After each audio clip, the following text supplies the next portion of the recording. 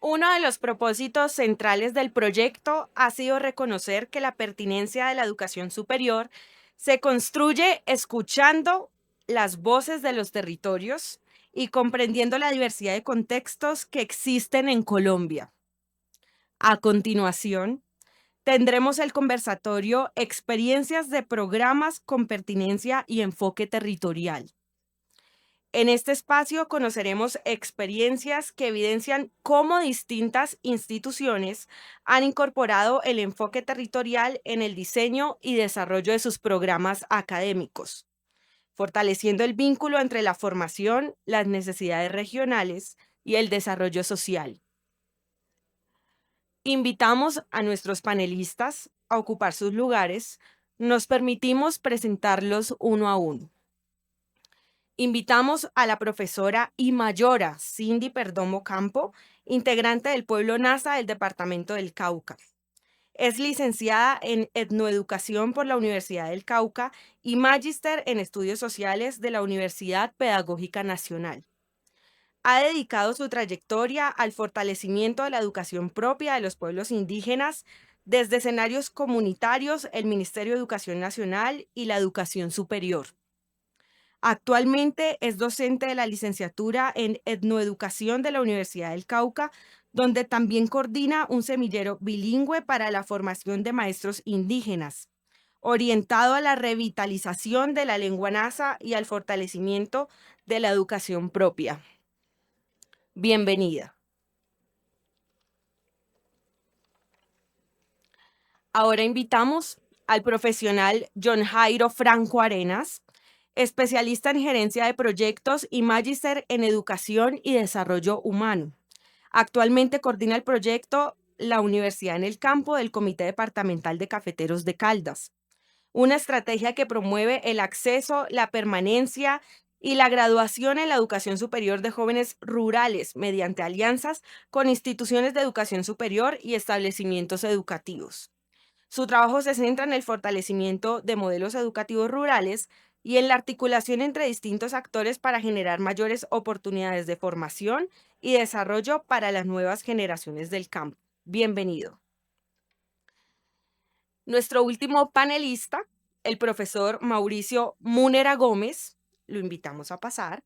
Él es docente titular de la Facultad de Educación de la Universidad de Antioquia. Es doctor en Ciencias Humanas y Sociales, magíster en Educación y licenciado en Educación Básica con énfasis en Humanidades y Lengua Castellana. Integrante de los grupos de investigación didáctica de la educación superior y Somos Palabra, Formación y Contextos. Ha liderado importantes procesos de innovación y gestión curricular en la Universidad de Antioquia, entre ellos la coordinación del proyecto de armonización curricular, aportando al fortalecimiento de la calidad y la pertinencia de la educación superior. Este conversatorio será moderado por la directora del proyecto, la doctora Alexandra Cortés Aguilar. Posteriormente, finalizado el conversatorio, se abrirá un espacio de diálogo con todos los presentes, donde se podrán compartir preguntas, comentarios, experiencias y aportes que enriquezcan la discusión y contribuyan a fortalecer las conclusiones del proyecto. Podemos dar inicio. Muchas gracias.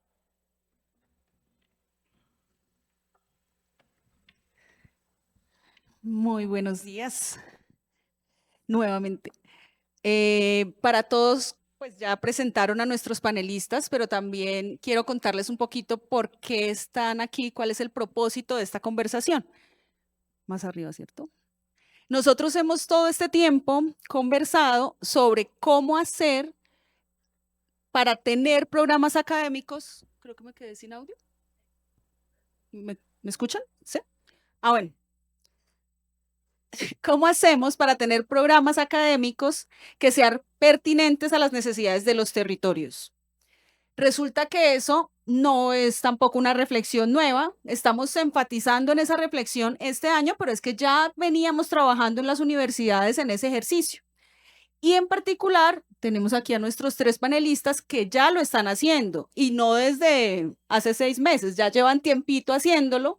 Entonces, la conversación va a ser para que nos cuenten un poquito esa experiencia, cómo lo han hecho, también, pues, qué retos han enfrentado, porque sabemos que no es fácil a veces. ¿Cuáles son esas satisfacciones que les quedan luego de este proceso y también cómo se piensan en esa actualización permanente de estas iniciativas que responden a las necesidades del territorio? Entonces, para ponerlos un poquito en contexto, cada uno de ellos les va a presentar en qué consiste el programa. Ellos tienen unas presentaciones relativamente cortas porque la idea también es que tengamos la posibilidad de que ustedes hagan preguntas si así lo consideran y que tengamos más claridades sobre cómo hacer este ejercicio de territorialización de la educación superior. Entonces, profe Cindy, si quiere su merced, empieza contándonos es en el caso particular que usted lidera, ¿qué necesidad del territorio atiende? ¿A quién forma? ¿Cuál es el programa? Para que tengamos un contexto. Los profes traen unas presentaciones para que también pues, sea un poco más fácil y si ustedes consideran, igual van a quedar en el micrositio del proyecto para que estén a su disposición. Profe Cindy, bienvenida, mil gracias. Pai pai. Mauchuco chansai, ukwe Cindy perdomo yaset, sawen viajuyut, bichayushamp. Ukwe Capilla Sate, Universidad del Cauca, licenciatura en etnoeducación. He titulado, bueno, buenos días a todos, de Mauchacuechansay, buenos días a todos, ¿cómo están? Sí, ese cómo están va en poderles impregnar, transmitir, compartir esa energía. Mauchacuechansay, estamos bien. He titulado Cuando el territorio entra a la universidad, que creo que es parte de del objetivo principal de todo este trabajo que ustedes han venido caminando. Cuando el territorio entra a la universidad, una experiencia de diálogo de saberes en la licenciatura en etnoeducación de la Universidad del Cauca. En este momento yo me ubico en dos lados, como parte de la licenciatura en etnoeducación de la Universidad del Cauca y como parte del resguardo indígena de Pitayó en el municipio de Silvia, Cauca, es decir, como beneficiaria de todo este proceso también junto con mi comunidad. ¿Pasamos? Rápidamente, la Universidad del Cauca permite desde el año ya 1994 que la licenciatura se haga efectiva con un aspecto muy diferente a las diferentes licenciaturas, es decir, no había un enfoque para básica primaria o para la secundaria, sino que la licenciatura capacitaba líderes. Los primeros que entran a formarse son líderes, soy de la segunda promoción de la licenciatura para el año 90, para el año 2004 me gradué como licenciada, pero nunca con un enfoque para enseñar en primaria o en secundaria, sino como en formación de líderes. Poco a poco esto va cambiando más por solicitudes del ministerio que dice que toda licenciatura tiene que enfocarse en una básica primaria o en una secundaria, que es una gran falla del mismo ministerio, ¿no? De educación.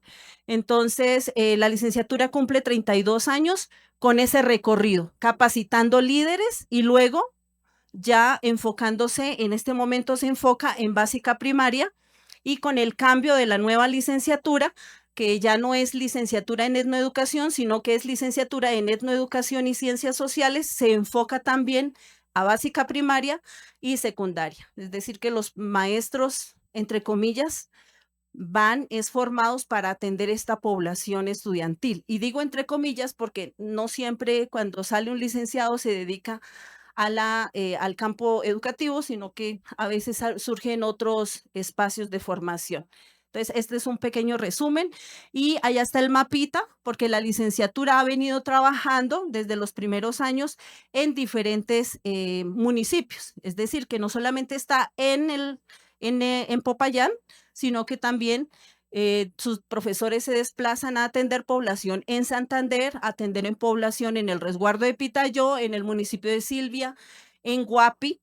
Entonces ellos van hasta allá y atienden la población o los estudiantes que están ahí. Entonces, si ustedes se dan cuenta, se ha descentralizado la licenciatura en etnoeducación, se va para las comunidades. No necesariamente tienen que venir los estudiantes a Popayán, que se desplacen los estudiantes, ustedes ya conocen, es el almuerzo, el dónde quedarse, bueno, una cantidad de gastos que se le genera a ellos. Pero si la universidad va a los territorios, pues se les facilita también estas posibilidades de estudio. ¿Pasamos? Bien, aquí rápidamente resumido, hay unas necesidades identificadas. En este momento, con esta experiencia de descentralizar, se generan muchas necesidades. Una de ellas, que la educación debe ser pertinente para los territorios indígenas y pues hablar de pertinencia es hacer el ejercicio que ustedes hicieron y es ir a los territorios, reunirse con ellos y decir cuáles son esas necesidades y qué es lo que ellos esperan de la universidad, porque ya comienza a cambiar un poquito, ¿no? La universidad, la academia antes pues tenía todo el conocimiento, los doctores, los que iban a la comunidad, investigaban, publicaban, pero se ha cambiado un poquito y son las comunidades las que esperan algo de esas universidades, en especial de la Universidad del Cauca, pero pues quien se ha acercado un poco más ha sido como la licenciatura en etnoeducación, porque sus planes, su plan de estudio, su currículo ha sido basado y se ha venido como em, pues borrando algunas cosas y volviendo a escribir otras a partir de lo que las comunidades consideran que es pertinente que se enseñe, ¿no? Tenemos también el garantizar un acceso equitativo y oportuno a la educación universitaria, eliminando las barreras geográficas, y eso quiere decir vámonos para las comunidades. Y también hay algo muy importante, pues, ustedes pueden ir, si alcanzan a leer, ¿cierto? Como por cuestión de tiempo y como ustedes son unos duros en lectura, yo creo que ya acabaron de leer ahí, entonces me demoro más yo hablando. Algo muy importante que resalté en rojo es que se genera un nuevo plan de estudios. En este momento vamos a abrir la licenciatura en Etnoeducación y Ciencias Sociales, pero eso parte de que ya hemos hecho esa evaluación con los estudiantes, con los egresados, con las comunidades, de que era necesario ampliar el concepto de etnoeducación hacia las ciencias sociales, no solamente por perfiles profesionales, sino porque las ciencias sociales abarca otro tipo de poblaciones que la etnoeducación de pronto limitaba un poco, ¿sí? Lo otro es los horarios flexibles. Nosotros tenemos, las clases se dan cada 15 días, 4 días. En esos 15 días que ellos no van, ellos están en sus comunidades. O sea, no alejamos al estudiante de sus realidades.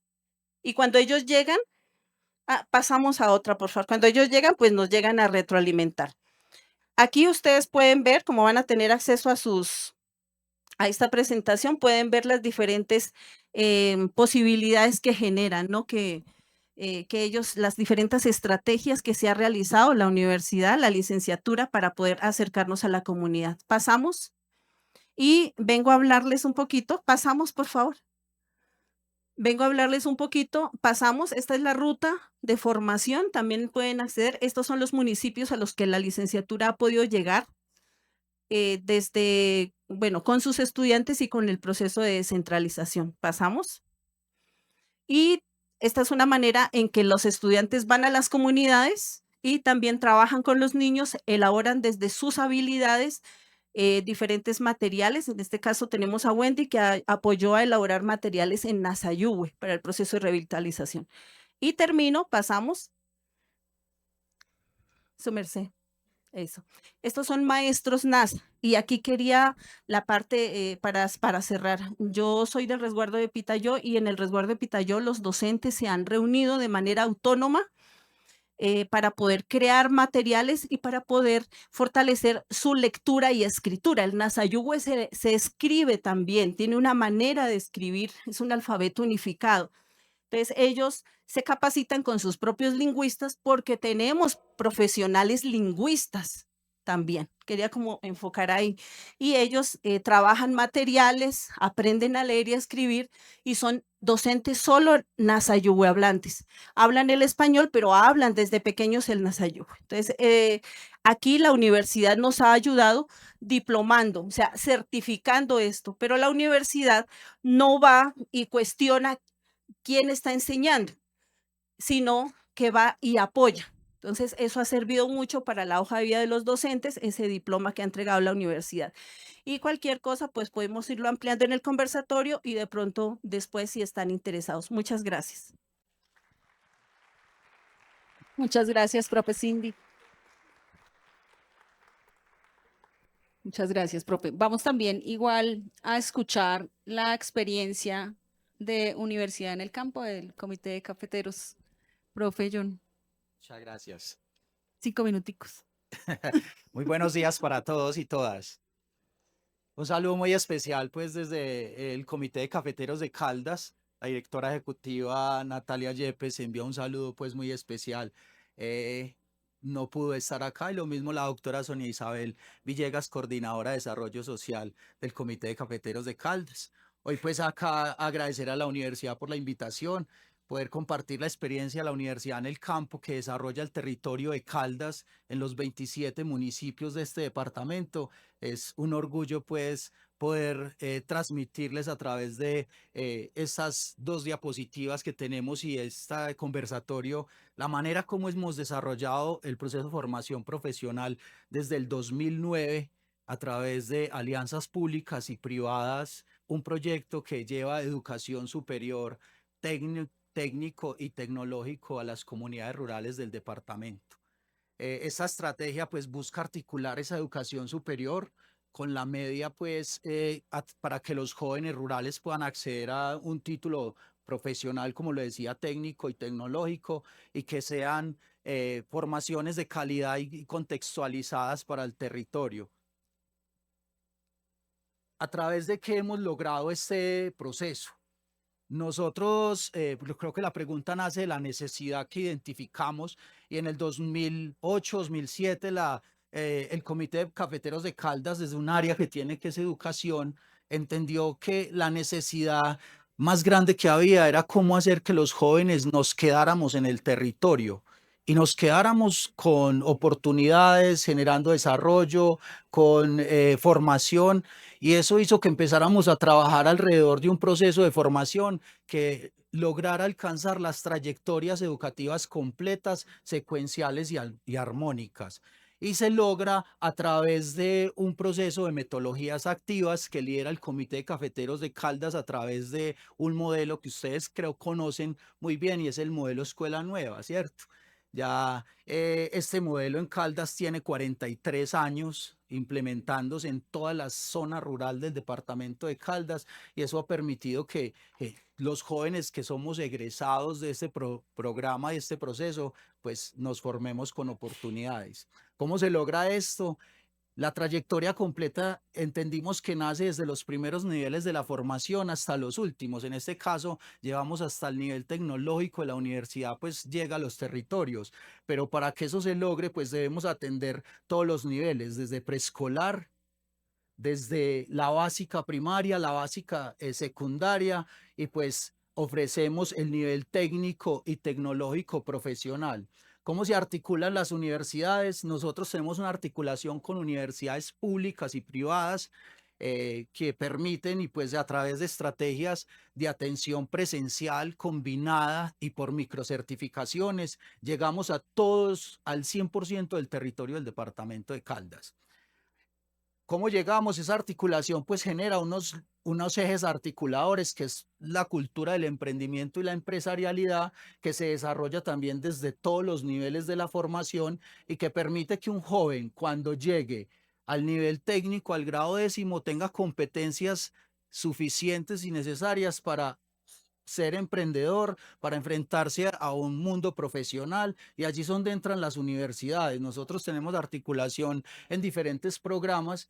La universidad llega al territorio, los jóvenes no se tienen que desplazar a ningún lado, simplemente nosotros dentro del proceso y los convenios que tenemos, las universidades, sean públicas o privadas, llegan hasta la vereda.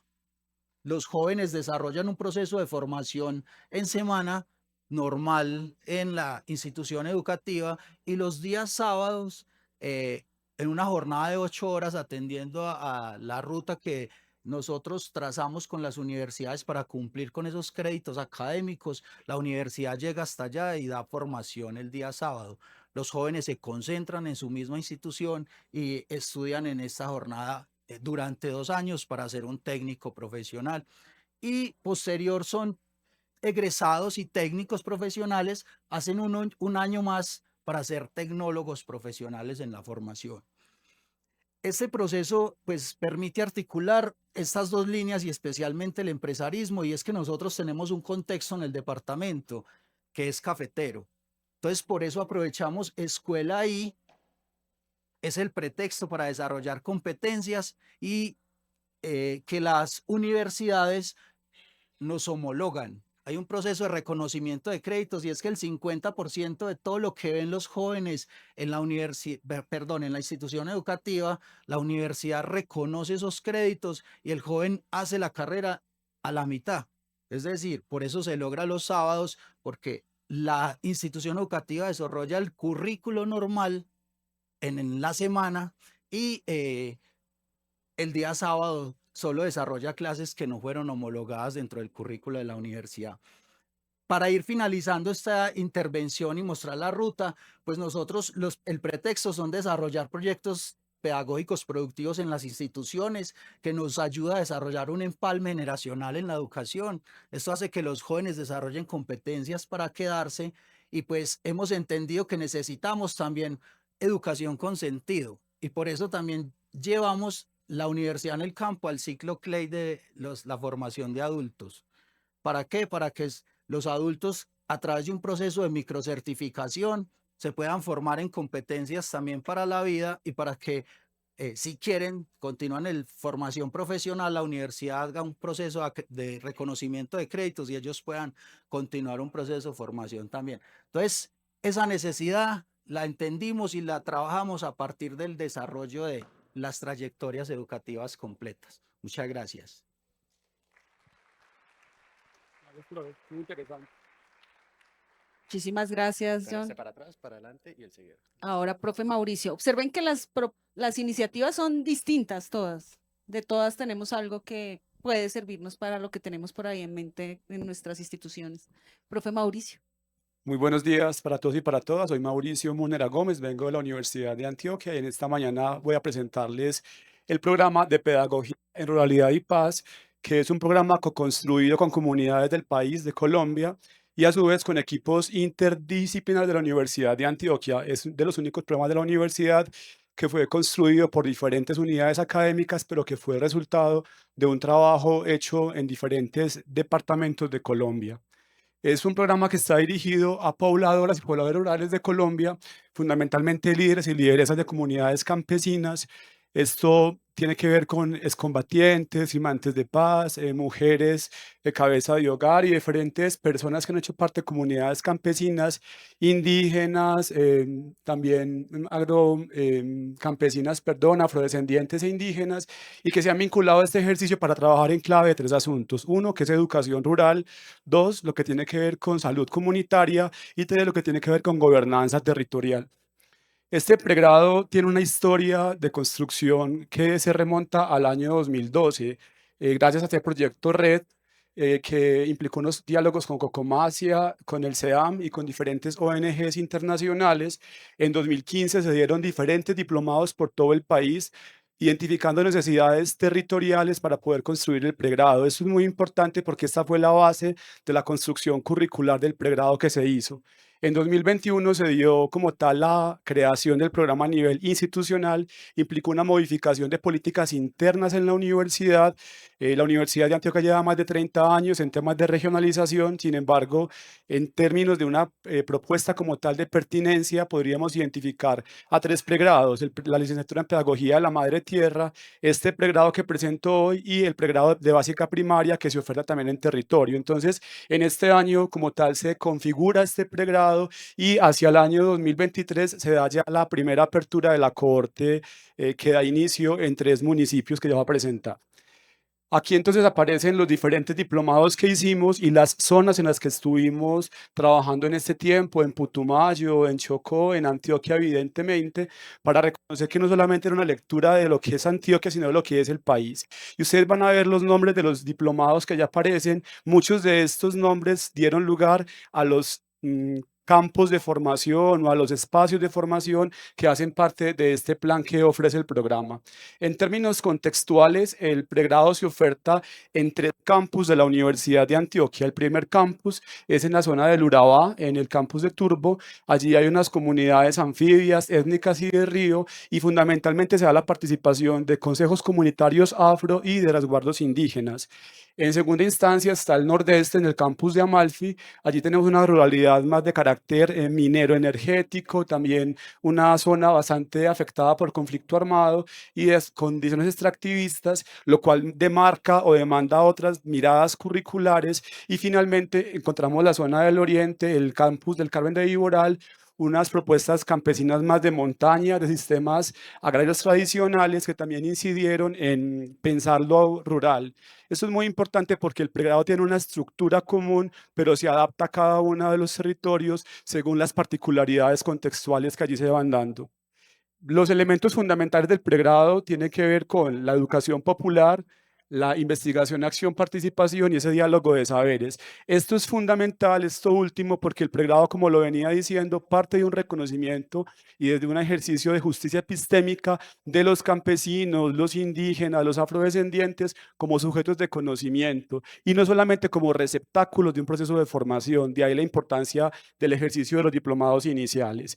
Entonces, como tal, este pregrado lo que intenta es formar integralmente a estos sujetos para que de alguna manera puedan llegar a leer sus contextos, aportar al tejido social, a la construcción de paz y propiciar acciones para los buenos vivires en territorio.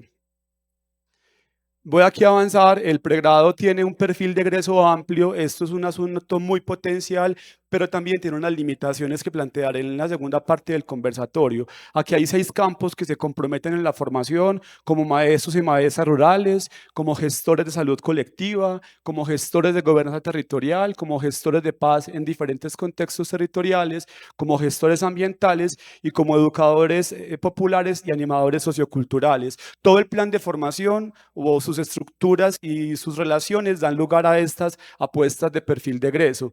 Y nosotros, la construcción curricular que planteamos, a semejanza del pregrado de pedagogía de la madre tierra, fue una construcción fundamental en la imagen del árbol. En la raíz aparece todo el componente central o el primer trayecto formativo que apuesta a una lectura de una ruralidad sostenible con equidad. Y aparecen 3 ejes fundamentales que se abordan en ese primer momento. En el segundo momento de la formación es el tronco. Allá se profundizan en elementos pedagógicos, investigativos y a su vez de interacción a través de la pedagogía, del trabajo con lecturas territoriales, pero también situadas en comunidades. Y de esto nos lleva a las 3 líneas de profundización que el pregrado ofrece para que los estudiantes configuren sus propuestas curriculares y también de intervención en la comunidad. Es muy importante señalar que estas 3 líneas de profundización, si bien tienen que ver con las escogencias o las opciones que toman los estudiantes al cierre del proceso, demarcan toda la propuesta curricular. Es decir, no es un momento de llegada, sino que son asuntos, ejes transversales que se materializan en los trabajos de campo que serían los frutos. Esta imagen del árbol es muy interesante para pasar de la típica imagen de la malla curricular a una estructura un poco más arbórea en el buen sentido y también más espiralada de lo que es la construcción curricular. Simplemente para señalar, es un pregrado que tiene 49 espacios de formación, tiene 149 créditos, dura 9 semestres, ya los demás elementos que ya están planteados los destaqué y voy a avanzar entonces. Se oferta en modalidad a distancia bajo la idea tradicional de esta modalidad en términos de un 50% encuentros presenciales en los diferentes campus de la universidad y un 50% mediado por actividades de uso de tecnologías diversas. Hay algo fundamental y es que todo el tiempo de trabajo independiente del estudiante hay un contacto permanente con las comunidades. ¿Esto por qué? Porque el programa de este pregrado como tal a los estudiantes les exige como admisión especial la presentación de una carta de la comunidad que avala su participación y que respalda el hecho de que esta persona durante los 9 semestres va a estar llevando a cabo su trabajo de campo en territorio. Entonces, por eso es muy importante este tercer componente que un poco modifica la idea de educación a distancia porque los pone a ellos en contexto permanentemente para poder darle lugar a esos saberes teórico-prácticos. Y allí tiene que ver esta idea con ese modelo de alternancia entre lo que ofrece la universidad, la construcción con los profesores, pero también el trabajo en comunidad con los líderes y demás. Simplemente como unos rostros de cómo está el pregrado. Esto está 2025-2 y no han cambiado mucho los datos, salvo la salida de un estudiante, por eso entonces no voy aquí a cambiar la presentación, más o menos para que miren cómo está compuesto. Más del 66% son mujeres rurales, más del 90% son víctimas directas del conflicto armado, más del 80% son habitantes de municipios PEDET y SOMAC, y más del 72% son estudiantes con una edad mayor de los 28 años. De hecho, tenemos estudiantes menores de edad, recién salidos de bachillerato, y también estudiantes con más de 60 años de edad. Es una apuesta intergeneracional la que convoca también a este pregrado en su oferta. Para cerrar esta presentación, aquí hablamos de un currículo vivo entendido de la siguiente manera: un territorio que habla, una universidad que escucha, unos docentes que calibramos, ajustamos y demás, y unos estudiantes que integran para poder transformar los territorios. Muchas gracias.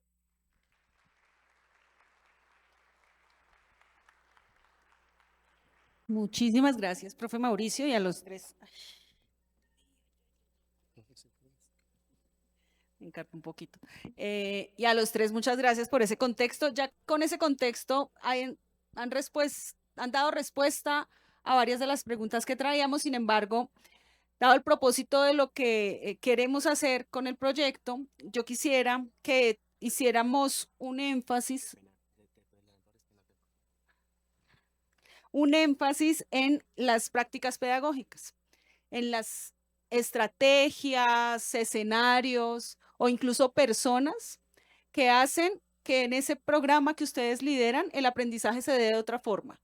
Por supuesto, cada uno de ustedes en ese contexto general que nos dieron lo mencionó, pero si pudiéramos en 2 minuticos, pensando en esto de que nos quede allí en los lineamientos, en 2 minutos cada uno de ustedes desde su programa, hacer ese resumen de esas prácticas pedagógicas que son distintas, que hacen que ustedes digan, por esta razón, por este escenario, por este tipo de personas, porque yo involucro los saberes locales o porque yo hago este interrelacionamiento con la industria, por ponerlo en esos términos, eso hace que se den de otra forma los aprendizajes. No sé si podemos hacer en 2 minuticos ese resumen para no mantener el orden, sino saltármelo. Si quieren, empezamos por John, luego Mauricio y luego Cindy, y después para las otras lo vamos haciendo distinto. Gracias, John. Bueno, con relación a las prácticas, digamos que desde la universidad en el campo y desde el proceso que desarrollamos desde el área de educación del Comité de Cafeteros, entendimos que el proceso de formación de la universidad en el campo debe salir del aula. Y es allí donde generamos una articulación con las comunidades, y desde los proyectos pedagógicos productivos, las clases tienen que volverse o los territorios, escenarios de práctica. Es por eso que cada componente desarrollado desde la universidad, que sea pública o privada, tiene un componente práctico que permite generar y desarrollar competencias de los estudiantes en situ. Y es allí donde las comunidades se organizan, se vuelven aliados importantes del proceso, las empresas permiten el desarrollo de prácticas en los estudiantes, entonces hay un ejercicio y una conexión grande entre las comunidades y el sector. Otro ejercicio es que los maestros entendieron que deben enseñar desde el territorio y para el territorio. Es una práctica que permite cambiar las metodologías de enseñanza. No es lo mismo enseñar en la universidad a un grupo de estudiantes que llegan a la universidad, que ir el maestro, desplazarse a 10, 12 horas, luego a pie otras 2, 3 horas para llegar a una institución, a encontrarse con un grupo de estudiantes que tienen un contexto y unas necesidades distintas. Es por eso que los maestros los formamos en pedagogías activas. Como les decíamos, el modelo Escuela Nueva es el modelo por el cual trabajamos, y eso hace que el modelo trascienda hasta la universidad en el campo.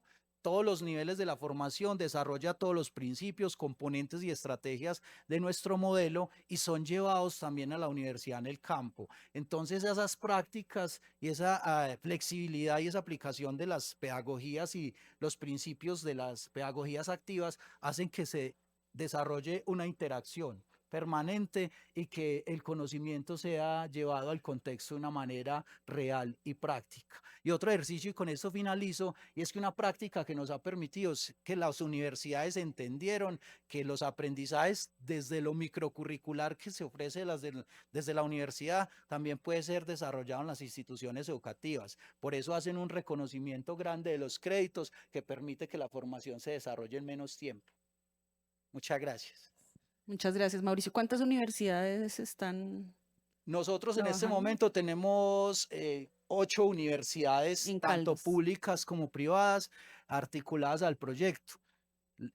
La que inició fue la Universidad de Caldas con nosotros, pero se fueron articulando la Universidad Católica, la Luis Amigó, Uniminuto, la UTP de Pereira, la Autónoma, la Universidad de Manizales, esas la IES, sino que hoy es la UNIOC también en el oriente del departamento de Caldas. Entonces todas, desde los permisos que tienen en los diferentes programas de formación que otorga el ministerio, pues llegamos al territorio con distintos programas de acuerdo a la necesidad del contexto. Muchas gracias.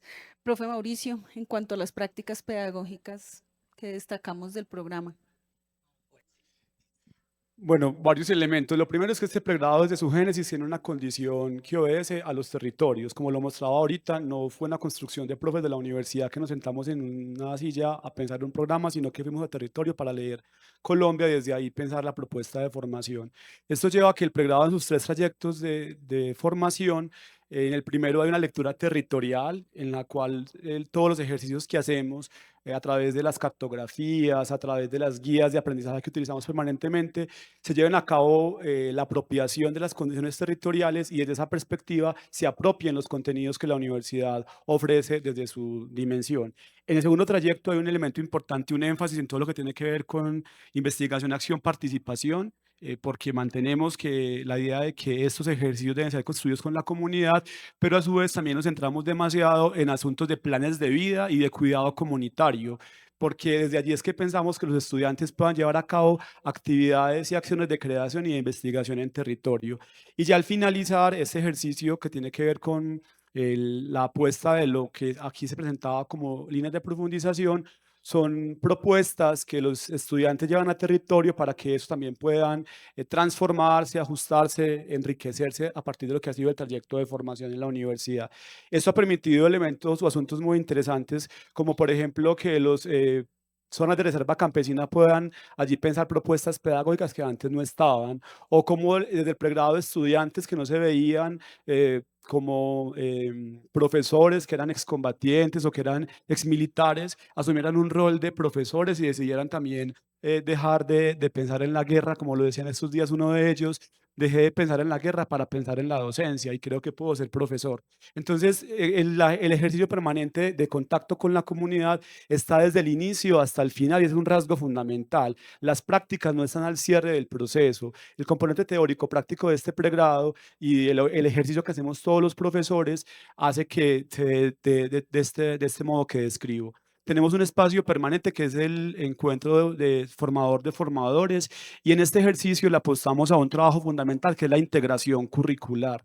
Es decir, cómo plantear actividades que puedan servir para diferentes cursos, un mismo ejercicio evaluativo, pero que pueda servir para diferentes cursos y que de esta manera tenga un impacto territorial o salidas de campo colectivas entre todos los profesores con el grupo de estudiantes para ir a conocer territorios determinados, no por como lo hacemos eventualmente en algunas áreas que va la salida de campo el profe X o el profe Y, sino todos colectivamente acompañando la salida de campo, intencionándola, también evaluándola. Y eso ha servido bastante pues, para este despliegue de las prácticas pedagógicas. Mencionar que hay aquí resguardos indígenas, sobre todo en la zona del Urabá, y eso es muy importante porque está toda la memoria de sabedores y sabedoras indígenas que llegan a ese territorio. También tenemos zonas de reserva campesina del sur de Bolívar, de San José de Apartado y de Anorí, y esto enriquece muchísimo este ejercicio formativo. Y a su vez tenemos asociaciones campesinas, tenemos más de 100 juntas de acción comunal que hacen parte de este proyecto de formación, y eso le da un contenido muy que lo enriquece demasiado, porque no solamente pensar lo campesino como un asunto esencialista, sino en esa noción de poblado rural, que podemos ser indígenas, que podemos ser afro, que podemos ser campesinos, pero qué es lo que nos preocupa alrededor del campo y cómo también podemos, pues, leerlo de otra manera, pero también transformarlo. En eso resumiría esta primera pregunta, profe. Muchas gracias, Mayora. En la licenciatura de Educación, que hay un montón, pero resumamos en... Bueno, resumiendo, sí uno le gustaría contar de todo, pero voy a hacerme un cuentico contando todo. Bien, tenemos dos escenarios, uno que es comunitario y otro que es institucional.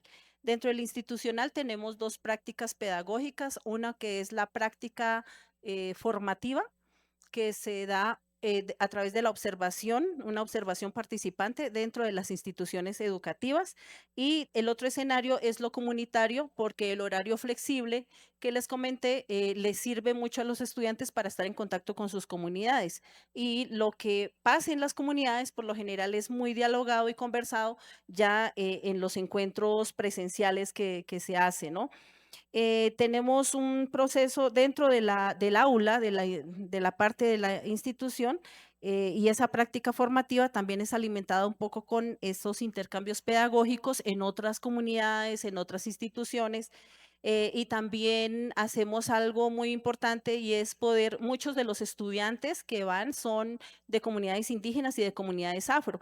Entonces, tenemos ese acercamiento a comunidades, a experiencias de formación propia afro y experiencias de formación propia indígenas. Entonces, vamos hasta allá y nos abren las puertas y aprendemos ahí, los chicos intercambian con los niños, con los maestros.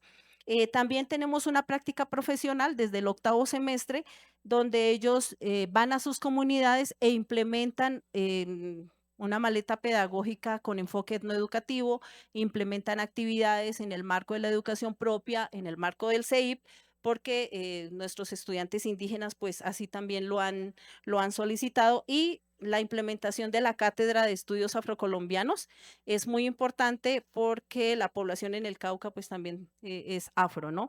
Y dentro de las comunidades, esa vinculación de la universidad cuando va a las comunidades, trabaja con las autoridades tradicionales. También tenemos una gran solicitud, que ustedes tienen esa experiencia, y es bueno, ¿qué está pasando en esa relación de la etnoeducación con el campesinado, ¿no? Porque tenemos estudiantes campesinos y ellos nos dicen, bueno, aquí está como lo indígena, está lo afro, ¿dónde queda lo campesino? Y esa solicitud que ellos hacen también ha permitido que en ese nuevo plan de estudios de las ciencias sociales abarque toda la parte del campesinado, y vamos a mirar cómo nos va, ¿sí? Esa parte. Gracias. Va bien, seguramente. Yo había dicho que empezaba por Mauricio, pero a mí me gustaría para la siguiente pregunta que continuemos con la que su merced acaba de mencionar, porque la siguiente pregunta es a propósito de la flexibilidad real. Para cuando ofrecemos un programa académico, el ministerio nos pide que determinemos como esas rutas que hacen que realmente ese programa que ofrecemos es flexible. Hay varias cosas que su merced mencionó, pero, por ejemplo, hay homologación de saberes previos. Qué otros componentes de esa flexibilidad podríamos destacar del programa? A propósito de eso, cómo entran, cómo salen, cuáles son esas rutas? ¿Qué otras Bueno, cosas podemos destacar de esa yo creo que flexibilidad? la universidad, la licenciatura, bueno, la Universidad del Cauca ha tratado de ser muy flexible ahí, pero se lo deja a cargo de la misma licenciatura, del mismo departamento. Tenemos docentes comunitarios que tienen unos saberes previos y que han desarrollado, y cuando solicitan de pronto la posibilidad de que pues hay algunas asignaturas de didáctica, el otro, y ellos ya manejan ese campo, hay algunas formas de conversación, para no decir que de evaluación, ¿sí? No es que se pongan ahí a llenar un formato y decir, demuestre que usted sí sabe, pero hacemos algunos acompañamientos a las comunidades. y se valida, ¿no? Se valida dentro de algunas asignaturas que estén, por ejemplo, tenemos las prácticas es lo que atraviesa toda la licenciatura. Y hay una práctica de observación donde el estudiante va y se sienta, así literal, va y se sienta en tercer, cuarto semestre a mirar qué hace el profe, cómo le ayuda a recortar, como lo otro, pero con la boca cerradita para poder escuchar y poder observar qué pasa con los niños. Pero si hay un profesor comunitario que ya tiene muchos años de experiencia, pues hacerle ver una práctica, hacer que él vaya y se siente después de que ya tiene toda su experiencia, pues no es fácil decirle, vaya usted que son 10 años de experiencia docente, siéntese ahí a mirar ¿sí? No, entonces, esa práctica ya se valida, ¿no? Se valida como con el ejercicio docente que él está haciendo. Sí, sí hay esas posibilidades. Hagámosle por la izquierda ahora. Bueno, este pregrado primeramente tiene un ejercicio de admisión especial que mencioné ahorita. La admisión especial se da por una carta que la comunidad entrega y lo cual es fundamental para que él pueda llegar al programa y a formarse. Y lo segundo, un ejercicio de escritura narrativa en la cual él pone en ese texto sus intencionalidades y por qué llega a este pregrado. Esto rompe con el examen clásico de la Universidad de Antioquia. Si bien cuando estuvimos en la vicerrectoría de docencia, yo hice parte como jefe de asuntos curriculares, logramos modificar el examen de admisión de la Universidad de Antioquia y logramos que más estudiantes llegaran a la universidad. Este examen que presentan ellos es distinto al resto de aspirantes que presentan prueba en comprensión lectora y en matemáticas. Entonces, allí de entrada hay un primer ejercicio que diferencia y por delante la voz de la comunidad. En términos de la estructura curricular, nosotros mantenemos unos ejercicios permanentes, como les mencionaba ustedes ahorita, del encuentro de formador de formadores, y ello va permitiendo como ciertos cruces y ciertas interacciones. Sin embargo, en lo que ahorita presentabas de la Universidad del Campo, no hemos logrado avanzar del todo en asuntos de certificación ni de reconocimiento de trayectorias, porque ha sido un poco complejo. La universidad sigue siendo muy paquidérmica y no ha logrado del todo reconocer trayectorias y saberes de campo, de comunidad y traducir eso en créditos académicos, porque en últimas todo tiene que ver con cuántos créditos tiene y cuántas horas equivalen esos créditos y qué fue lo que vio. Y eso, traducir el saber de un mayor, de una mayora, es muy difícil a un contexto universitario. Entonces, un gran desafío que vimos con temas de flexibilidad tiene que ver con eso y es una pregunta que nos estamos haciendo cuando hablamos de reconocimiento de saberes, que no solamente sea venga, cuéntenos lo que usted sabe, sino que efectivamente tenga un lugar importante en la academia. Y ahí hay una limitante para este caso.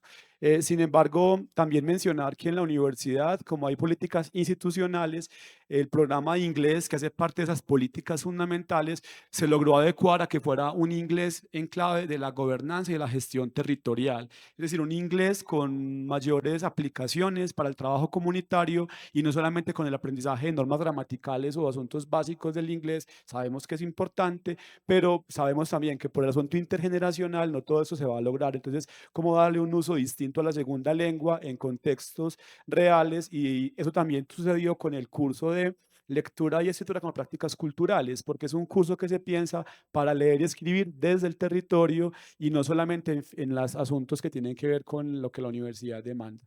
Y otro elemento importante que no sé si tiene que ver con la flexibilidad, pero que sí nos puso a pensar a los profesores, fue el contacto con profes del área de veterinaria, con el área de agrarias, con el área de nutrición, con el área de salud pública, con el área de enfermería, porque antes de la creación del pregrado y todo este tiempo nos seguimos reuniendo a discutir de manera interdisciplinaria qué es lo que vamos a hacer, qué proponemos, qué hacemos, y eso obliga a flexibilizar el pensamiento del profesor, porque en últimas no solamente yo como lo veo desde literatura o desde educación, sino como lo ve un médico veterinario, como lo ve un agrónomo, como lo ve un nutricionista, y eso que implica a la hora de hacer una propuesta evaluativa. Entonces, lo que entendemos es que la flexibilidad curricular, si bien tiene que ver con rutas, con posibilidades de movilidad, con asuntos de pertinencia, también se aterriza en lo didáctico y eso implica entonces el diálogo de los profes para poder saber cómo concretan y articulan esas áreas de saber de cara a la formación de los estudiantes. Genial, muchas gracias. Antes de darle la palabra, yo quisiera que nos contaran un poquito Cindy y Mauricio, que acaban de decirlo en sus intervenciones, cómo hacemos para vincular a estos profes que ustedes los dos mencionaron en su intervención, los profes comunitarios y también algunos perfiles de profes que son distintos a estos que hacen investigación y publican en Q1, pero que tienen unos saberes específicos que son beneficiosos para la formación de nuestros estudiantes. En las universidades, ¿cómo los vinculan? ¿Cómo hacen esa convocatoria o cómo se dan cuenta que este profe experto en la comunidad, en, no sé, el espacio, podría aportarme? ¿Cómo yo hago eso? Porque eso hace parte también de esos cambios que deberíamos hacer al interior de las instituciones para convocar y contratar profes con perfiles distintos. No sé, es una pregunta que me Bueno, surge. yo cambio la pregunta, ¿no? ¿Cómo hace la universidad para irse a las comunidades y vincular a esos mayores y a esos profesores? Creo que realmente esa es la pregunta, porque si no estamos otra vez centralizando todo dentro de las universidades y venga, vamos a traer al mayor acá, traigamos la mayor apartera acá a la comunidad. Pero ¿cómo separamos a una mayor apartera de su comunidad, de sus plantas medicinales, de su espacio? Entonces, sí le ha tocado a la licenciatura en esos espacios de procesos de intercambio pedagógico irnos con todos los chicos a la comunidad de Pitayo, a las otras comunidades afro también, para que ellos puedan conversar con las parteras, ¿no? Pero sí se hace. Lo mismo para que conozcan el manejo de la parte ambiental o el no, o el mal manejo, porque también hay mal manejo de la parte ambiental dentro de las comunidades indígenas. Entonces, también por esa parte, pues por esa idea ha sido es que la universidad vaya allá. De vez en cuando, en algunas conversas, se lleva a la persona a la universidad para que otros estudiantes y otros docentes los puedan escuchar. Pero soy muy franca en decir que es muy difícil que todos los profesores y toda la institucionalidad en sí esté muy abierta para poder validar esos saberes, ¿sí? Creo que hay una duda de, ¿será que sí sabe? Pero es que no tiene un certificado, pero entonces creo que todavía Colombia está muy atrasada en ese sentir de validar ese saber de la mamá. La mamá sabía cuánto agua, cuánto arroz hacía y no sé cómo llegaba a visita, igual alcanzaba y sobraba, y eso nos ha pasado a todas las mamás, ¿no? Hay un saber ahí que no lo queremos reconocer, ¿no? Bueno, en nuestro caso lo que hemos hecho es a través de la estrategia de las salidas de campo. Cuando montamos la salida de campo, los que orientan la salida de campo son los sabedores del territorio, no somos los profesores. De hecho, los profesores pasamos a ser parte del equipo de aprendices que está en territorio. Entonces, si bien pensamos la estrategia con los sabedores, ahí vamos al silencio, simplemente a garantizar asuntos de que se mantenga el grupo, que todo esté bien, pero quien orienta la actividad en territorio es el sabedor y la sabedora, y son ellos quienes orientan todo lo que hay que hacer. Además que enfatizan en elementos que, si bien no están amarrados en lo curricular del pregrado, tiene que ver con la vida real, y es lo más valioso de este ejercicio, porque entonces tiene sentido lo que hemos venido conversando en la universidad. A veces también los invitamos a la universidad a conversaciones, a los cursos, hacen parte de esos encuentros y demás, pero para mí lo más valioso ha sido la posibilidad de pensar las prácticas pedagógicas en salida de campo como un real escenario para que ellos se puedan pronunciar, para que puedan contar. Son salidas de campo que duran 3, 4 días, entonces hay un espacio amplio para que puedan compartir con estos líderes. Se me olvidó precisar ahorita que los encuentros que tenemos son quincenales, viernes, sábado y domingo. Los estudiantes tienen que desplazarse a estos campus, entonces más o menos equivale a lo que estarían con unos profes en la universidad de 3, 4 días con un mayor, una mayora, un sabedor, hablando con ellos, mirando cómo se organizan, y ahí, como lo decía ahorita, los profes pasamos a ser parte del equipo de aprendices del territorio. No es la única que hemos identificado hasta ahora, además de la invitación. Ojalá podamos pensar muchas más, pero es la que podría hasta ahora referenciar. Genial, mil gracias. John, en el programa de Universidad en el Campo, ese componente de flexibilidad, entonces, ¿cómo lo aterrizamos efectivamente? Claro que sí, perfecto. No, acá pues mientras los compañeros estaban respondiendo, estaba pensando en algunas palabras que podrían ayudarnos a resumir y a sintetizar el tema de la flexibilidad. Y pues el primer elemento es la homologación de créditos, que ya lo he mencionado varias veces, y es que la universidad se flexibilizó de tal manera que entendió, como lo decía, que dentro de la institución educativa y todo el currículo que nosotros desarrollamos dentro de la institución alrededor del emprendimiento y la empresarialidad, las áreas fundamentales, se desarrollan créditos que ellos pueden reconocer para que el programa sea más flexible y se desarrolle en menos tiempo. Otro es los puntos de equilibrio. Una universidad no nos llegaba a Samaná, que es uno de los municipios más lejanos del departamento, si no teníamos 25 estudiantes. Y el tema demográfico hoy, sabemos que no se cuenta una institución con tanta población. Entonces lo que hacemos es que las mismas instituciones flexibilizan y se unen entre ellas para que podamos tener el grupo de formación. Pero la universidad entendió que debe empezar a bajar ese punto de equilibrio también y podemos llegar a satisfacer la necesidad de esa población que hay. Pero también otra flexibilización se dio desde los tipos o las estrategias de atención que necesitamos en los contextos. Nosotros desarrollamos con las universidades una formación que es combinada y tenemos 5 niños que hay en Huacas, Pensilvania, que es muy lejana y no da para tener más jóvenes en la media, con jóvenes de Marmato, jóvenes de Aguadas, y entre todos los municipios tenemos un grupo de formación y la universidad los atiende de manera combinada. ¿Qué quiere decir eso? Los jóvenes el día sábado se conectan de 8 a 12 del día con el maestro de manera virtual. Conectamos nodos, puntos de encuentro donde puedan llegar de manera presencial por semestre, pero también ellos tienen trabajo autónomo. Entonces hay flexibilidad también en el proceso de atención. Y otro ejercicio es el tema de formación por microcredenciales, que ha permitido que si no tenemos registro calificado en algunos contextos, porque pasa que, y ahí es un llamado de atención para el ministerio que nos puede ayudar con eso, porque hay muchas necesidades en los contextos de programas de formación, pero se quedan en las solicitudes, en el proceso pues que desde el ministerio se tiene para que lo avalen.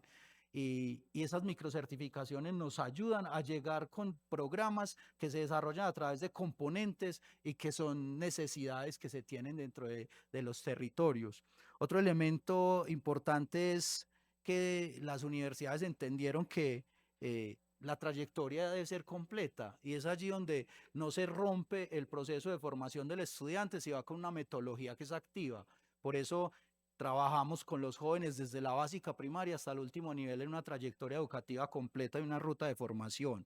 Hay un elemento importante que nos generaba deserción y tuvimos la necesidad, de acuerdo a los datos, de empezar a revisarlo, y es la movilidad.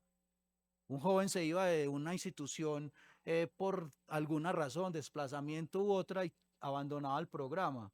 Entendimos que hay formas distintas de que él continúe su proceso de formación, ya sea conectándolo con otra universidad, con otra formación o trabajos distintos a través de estrategias como la virtualidad que nos dio. Entonces eso nos ayuda. Y un elemento muy importante y es que fue la última pregunta que hiciste también, y es que las universidades entendieron que los maestros que están allá en contexto en la institución educativa tienen perfiles tan importantes y tan buenos que pueden dar formación en los componentes y en los programas. Esos maestros las universidades los contratan para que den formación allí mismo en su territorio, en sus comunidades donde ellos ya conocen las necesidades que hay. Entonces también hay un perfil profesional y una potencialidad de maestros que dan clases desde su propio contexto y de acuerdo a las necesidades. Muchas gracias. Yo ya para ir terminando, y como no todo es bello, ¿no? ¿Cuál es el reto más duro que ha tenido pues el desarrollo de sus programas? Pues ya sea que lo hayan solucionado o que aún está por resolver. ¿Cuál es ese reto que identifican? No sé si empezamos con Mauricio esta vez. Bueno, un elemento fundamental que se configura como reto tiene que ver con la sostenibilidad financiera del pregrado y de los estudiantes. Por dar algunos valores aproximados para un estudiante que está en el campus de Amalfi, más o menos 1.200.000 pesos que él debe invertir al semestre para poder estar asistiendo a las actividades formativas. Debe dejar de lado el trabajo en el campo, debe suspender sus trabajos productivos y debe asumir con su propio dinero la permanencia en el programa. Y esto ha afectado directamente la permanencia estudiantil. Ligado a esto, las administraciones municipales a veces no se han comprometido del todo con este ejercicio. Los estudiantes han ido a los consejos de las alcaldías a presentar la necesidad de apoyar, de contar incluso con espacios para alojarse, porque ellos tienen que buscar alojamiento viernes, sábado y domingo para poder retornar al territorio y a veces no ha sido factible. Entonces hemos hecho estrategias internas de recolección de dinero en la universidad para poder apoyarlo, pero ha sido muy difícil. Yo creo que uno de los elementos fundamentales que hay que mencionar aquí en este momento tiene que ver ver con la sostenibilidad financiera que afecta la permanencia de los estudiantes en el pregrado. Lo segundo que yo veo como reto es también cómo la universidad adecúa sus lenguajes especializados a la comprensión de lenguajes de la vida cotidiana y de la vida común. A mí me encanta pensar el pensamiento campesino como un pensamiento producto de la observación y de la experimentación, y no solamente de la construcción de elaboraciones teóricas complejas, y eso a veces ha sido muy difícil porque los lenguajes universitarios circunscriben a estas personas en unas formas muy concretas de pensar y traen unas riquezas múltiples. Creo que en lo epistemológico tenemos que avanzar, decir que solamente son sujetos de conocimiento es una verdad, pero hacerlo realidad creo que es el desafío que tenemos. Entonces, allí creo que uno de los elementos fundamentales es cómo adecuamos esos lenguajes especializados de los campos de saber también con las formas de conocimiento de estas personas que vienen de comunidades tan diversas. Esto ligado a asuntos de lectura, de escritura. Y un desafío grande que lo mencionaba ahorita en la presentación tiene que ver con la certificación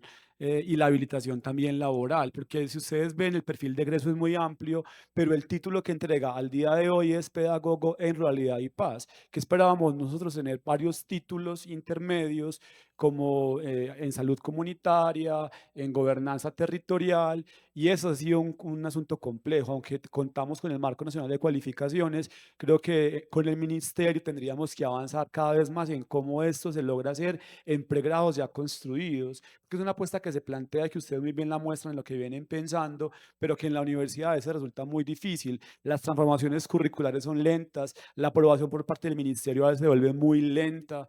Y nosotros quisiéramos llegar, la universidad tiene 9 subregiones, en cada una de ellas hay campus. Si fuéramos a cada uno de esos lugares, encontraríamos, por ejemplo, en el suroeste, campesinos dedicados a actividades cafeteras, y enriquecer esto con campesinos cafeteros sería maravilloso, pero abrir un registro calificado con todo lo que eso supone se vuelve muy demorado para la universidad. Entonces, ahí también el desafío que hemos tenido es cómo afrontar estos elementos desde el ministerio para que en la universidad se puedan hacer más fáciles. Y yo cierro diciendo que sí requerimos políticas públicas, pero con financiación de base. Eso lo mostró esta reforma de la Ley 30 en sus artículos respectivos de financiación. Requerimos reformas que le aporten a la educación territorializada, pero si no hay financiación de base, muy difícil va a ser avanzar en ellas, al menos porque aquí está toda la iniciativa construida desde 2014, pero nos vemos ahora frenados en muchos momentos porque no hay una suficiente financiación. Muchísimas gracias. ¿Mayora? ¿Sí? Bueno. Bueno, me sumo, ¿no? Me sumo a lo que usted está indicando, y también creo que hay algunos proyectos de regionalización que el Ministerio de Educación Nacional ha venido como apoyando. Me parece muy importante tratar de sostenerlos, pero también de aumentar los recursos para que pueda no solamente beneficiar algunas carreras, sino también como ampliar, vincular a otras, ¿no? Creo que también en este caso quiero resaltar un poco el proyecto de PETIES de la parte pacífica, que tiene en este momento estudiando dentro de la licenciatura a varios estudiantes de Guapi, López de Micay, aunque queremos nuevamente abrir la licenciatura ya para el próximo año. Pero tenemos un gran grupo de ellos y ellos se sostienen con esos recursos. Entonces, tratar de como de mantener este tipo de proyectos es muy difícil que ellos vengan hasta Popayán y se mantengan con medio mínimo, creo que es lo que les dan. Entonces, es bueno como sostener esto. Lo otro es avanzar como a la contratación. Ustedes como que llevan un pasito allá y valoración a nivel económico de esos sabedores que siempre están como apoyando. Realmente lo que hacemos es que reunimos recursos entre los estudiantes y podemos llevarle un mercado o algo a los mayores que visitamos, que es como lo máximo que podemos hacer desde la licenciatura. Hay una cuestión, yo vi a alguien del ministerio acá, yo quiero mandar un mensaje, y es que sé que de pronto no les va a gustar a muchos, pero lo hago desde la licenciatura y como licenciada, y es que los concursos que se hacen para los docentes deberían tener como prioridad a los licenciados, porque prevalece una formación pedagógica que se da dentro de las licenciaturas. Yo sé que los ingenieros y los matemáticos y todos saben mucho y se les reconoce, pero entonces quiten entonces la licenciatura de todas las universidades, porque también no hay un beneficio dentro de estos concursos para esa formación pedagógica. Entonces, hay ingenieros que pueden pasar los concursos, pero no tienen formación y van y hacen un diplomado de 6 meses y entonces ya quedan como nivelados, mientras que tenemos a licenciados que tienen todos unos 5 años de práctica pedagógica que están ahí, pero que no están dentro de ese concurso. Creo que entendieron el mensaje. Lo otro es que es importante que todas las universidades deben tener un componente intercultural, etnoeducativo, lo deben de tener y deberían de tener un licenciado en etnoeducación, ¿sí? O si no, bueno, el componente, ese es un gran reto, ¿no? Que todas las universidades tengan la parte intercultural, porque estamos en un país intercultural, ¿sí? Y eso no hay que olvidarlo. Gracias. Bueno, con relación a los retos, creo que no es para el territorio de nuestro territorio que es Caldas, sino para el país. Y hay un tema grande y es la conectividad. Nosotros tenemos, como les mencionaba, la estrategia combinada, pero hay muchos jóvenes que tienen que desplazarse desde su casa, a pesar de que puede estar ahí el sábado, la jornada de clase, y tiene que desplazarse 1 o 2 horas para poder coger señal y conectarse a la conferencia con el maestro.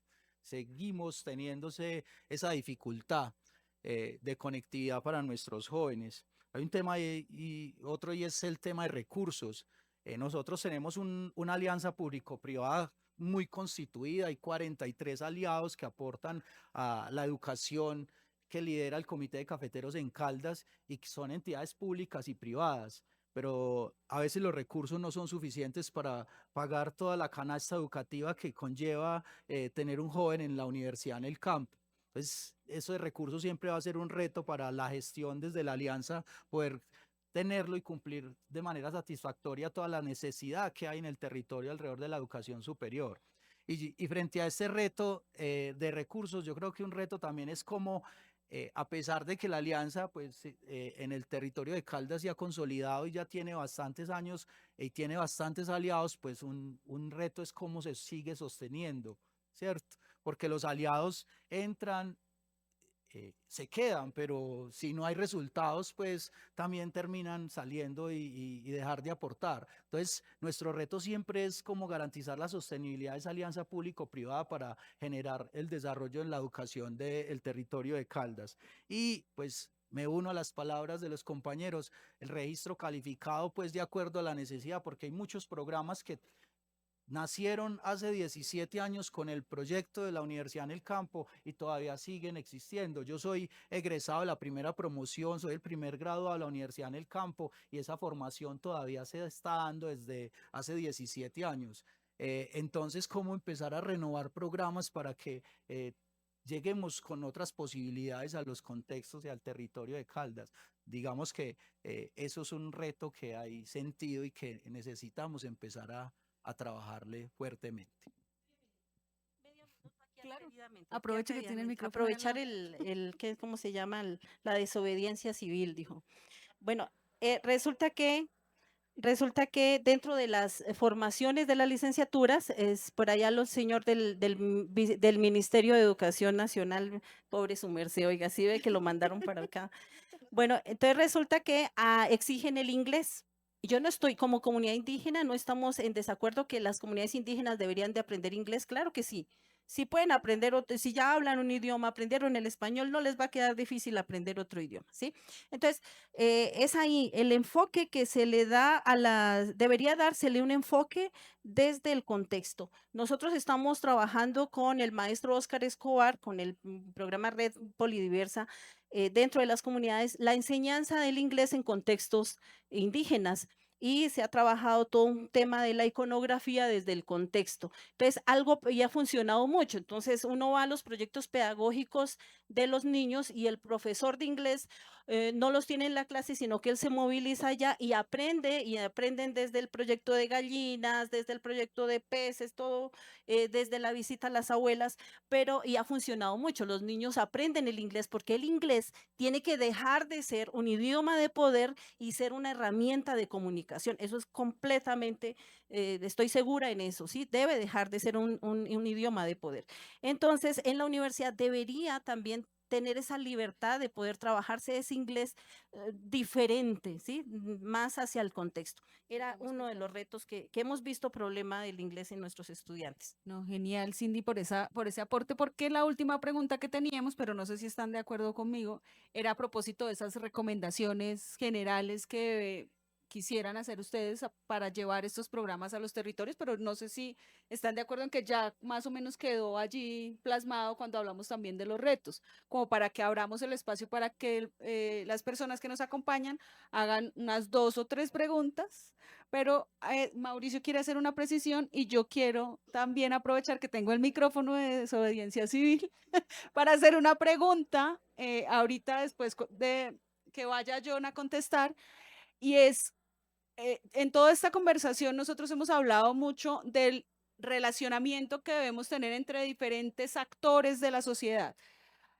Ustedes ven el ejemplo de la Universidad del Campo en Caldas, yo lo recojo, no se con la Comisión de Cafeteros de Caldas. ¿Qué incentivos yo le doy a las empresas para que se involucren en estos procesos? Es una pregunta que a mí me gustaría que nos ayudaras, porque quisiéramos que ese interrelacionamiento en nuestro país y en nuestras regiones fuese más fuerte, pero obviamente yo soy economista y sabemos, modelamos así, que responden a incentivos. ¿Qué incentivos yo le doy a esas empresas para que se vinculen a estos procesos? Ahorita, para que me respondas cuando hables de las recomendaciones, el profe Mauricio quiere también darnos una recomendación y después John y si de pronto Cindy, para que abramos el espacio. Simplemente traer aquí una discusión que sosteníamos en el Consejo Superior de la Universidad de Antioquia hace poco, justamente con Mauricio y con otros del ministerio. Este gobierno le ha apostado, y yo lo valoro profundamente, el acceso a la educación a más jóvenes, y eso es fundamental, pero el tema es cómo garantizamos la permanencia de los que ya tenemos en las universidades, y eso para mí es crucial. Por eso en la universidad pedíamos que en lugar de abrir programas en MeToo o programas o nuevas sedes en apartado o nuevos lugares, que incluso se politizó el asunto en nuestra universidad y bueno, fue un tema complejo, diéramos a los que están en el pregrado condiciones de permanencia, y ya lo vimos, lo necesitan. Entonces, para mí, y me uno allí esa idea del modelo de las 4 A's, no solamente es el de acceso, es también lo que tiene que ver con la adaptabilidad, lo que tiene que ver con la asequibilidad para garantizar los recursos y las condiciones, y en eso no hay educación de calidad. Entonces, decir que hay muchos cupos es muy importante, pero decir que garantizamos la permanencia y la graduación de los que tenemos es mucho más importante. Entonces, simplemente señalar, y por eso mencionaba ahorita las políticas públicas financiadas.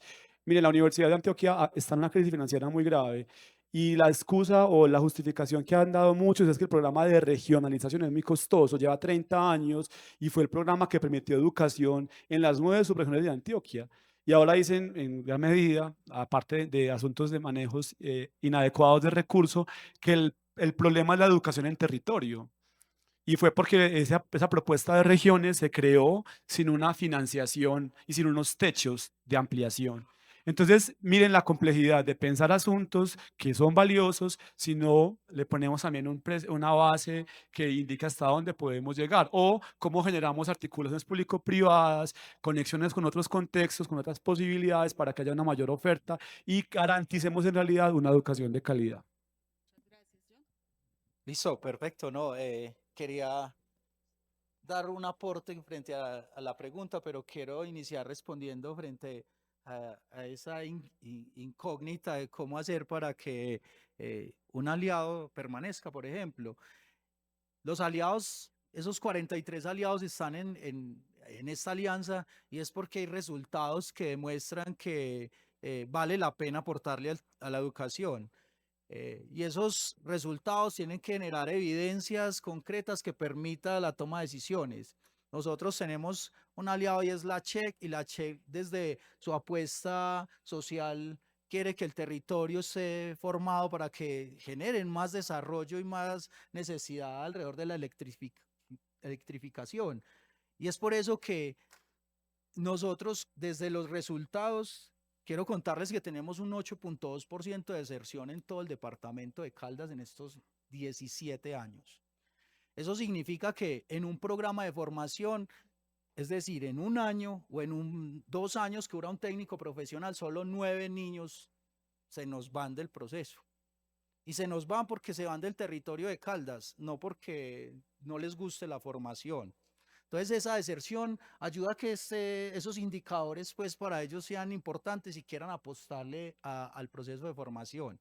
Otro indicador es que nosotros tenemos una línea que es inserción laboral y hace que los que terminamos el proceso de formación pues tenemos competencias en emprendimiento y nos generan una línea que es empresarialidad, nos entregan un recurso para fortalecer de capital semilla para los jóvenes que somos emprendedores, nos queremos quedar en el territorio, ese capital semilla nos impulsa para seguir fortaleciendo los emprendimientos. Entonces eso hace que nos quedemos y hay un 89% de jóvenes que desarrollan emprendimientos alrededor de la formación que tuvieron y eso hace que el núcleo familiar y la empleabilidad pues a nivel de familia se siga fortaleciendo y si se quedan los jóvenes pues las empresas van a tener cómo mostrar resultados. Tenemos alrededor de unos 14.000 jóvenes que en esos años nos hemos graduado de estos programas y nos hemos graduado. Digamos que los indicadores no es los que entren o los que entremos a un proceso de formación, sino los que nos graduemos, porque la mayoría se quedan en el proceso y por eso hay una alta tasa de deserción de técnicos y es de 33% en el país, ¿cierto? Es altísima para un proceso pues que se desarrolla.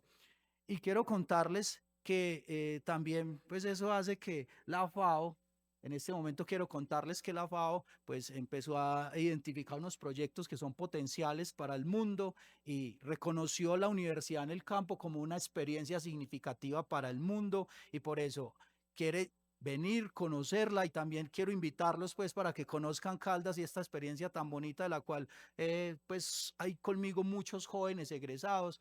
Va a venir a conocer la experiencia para llevarla a otros territorios en el mundo también. Es una experiencia y que con orgullo queremos pues contarles que somos reconocidos a nivel mundial por la FAO y quieren llevar estos otros territorios del mundo. Bueno, a veces pienso que es más fácil cuando son proyectos productivos hablar de incentivos de las empresas, ¿no? Yo tengo entendido que la pregunta era qué incentivos nos pueden dar las empresas a nosotros, ¿cierto? A los proyectos. Bueno, así lo voy a tomar. No, yo sé cuál era la pregunta, sino que sí, porque es que sí, lo que pasa es que a veces como que toca estar rogándole ahí a quién sabe qué empresas para ver si es que venga, apóyenos, por favor. Entonces, no lo quiero hacer, ¿sí? Pienso que nuestras empresas son las instituciones educativas y al Ministerio de Educación, a ver qué incentivo nos va a dar este año la nueva ministra y bueno, todo este gobierno. Vamos a ver. Y creo que hay un temor dentro de las instituciones educativas, en especial las privadas, de abrir espacios para las prácticas pedagógicas etnoeducativas porque lo toman como una pérdida de tiempo. O sea, ese proyecto etnoeducativo que está enfocado para el reconocimiento de los grupos étnicos afros, indígenas, campesinos, como que es un perder tiempo. Venga, yo cedo y los profesores como los tienen acá, que no sé aquí cuántos son profesores de escuela, de primaria y cuántos fueron profesores, los tienen acá, el plan de estudios aquí, las tareas, las notas. Entonces, ceder un espacio para que se haga prácticas es muy difícil porque está el coordinador encima, están los padres de familia, está todo, el cuaderno tiene que estar lleno porque es un buen profesor, si un cuaderno está vacío, entonces es un mal profesor. Bueno, creo que ese es como el temor, que las instituciones puedan abrir más espacios para las prácticas pedagógicas etnoeducativas interculturales, ¿no? Y lo de los incentivos, no sabría cómo responder esa pregunta, la verdad. Aparento saberlo todo, pero realmente no lo sé. Gracias, Mayor. Abrimos entonces para que hagamos 3 preguntitas, pero hay muchas manos. ¿Quién me ayuda? a que, a que lo seleccionemos las 3 preguntas. ¿Una por mesa? Pero son 12. Porque tenemos también el espacio de café donde podemos seguir conversando, porque igual este espacio es para que conversemos. Entonces, démosle, él levantó la mano. Ella manda, hay una, Muchas gracias por desde el una apoyo, vez mayor. las 3, me ayuda, ¿quién está por ahí que me ayuda a dar las palabras? Em, Por aquí hay una y las otras 2 me ayudan a seleccionar para yo no ser la mala, a mí me gusta ser siempre la buena. Yo quería preguntar por la creatividad dentro de los procesos pedagógicos y los procesos de resultados de todo el proceso formativo.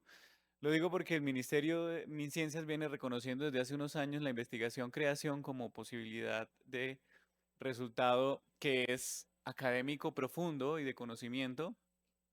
Y eso inicialmente fue una iniciativa tanto de artes, arquitectura y diseño, pero se ha ido ampliando. Entonces tuve la oportunidad, por ejemplo, de hablar en Afacón de construir un libro con comunicación, cómo la investigación-creación está dentro de la comunicación. Pero creo que aquí, más allá de eso, de que pronto sea el proceso de un artista que quiere que se le reconozca su trabajo, se ha podido encontrar cómo este ejercicio ayuda a un trabajo colaborativo, horizontal, en el que se validan otros conocimientos y se reconocen esos conocimientos, que permite el diálogo entre la academia tradicional y y otras formas de saberes, y a la vez tiene unos impactos como resultado que aportan a esa academia tradicional y aportan también a las comunidades para el diálogo y la construcción de esos saberes colectivos. Entonces quería preguntar precisamente por cómo la creatividad se ha concebido dentro de esos programas, tanto en el ejercicio pedagógico como dentro del aula o en el proceso formativo como resultado de esos procesos formativos.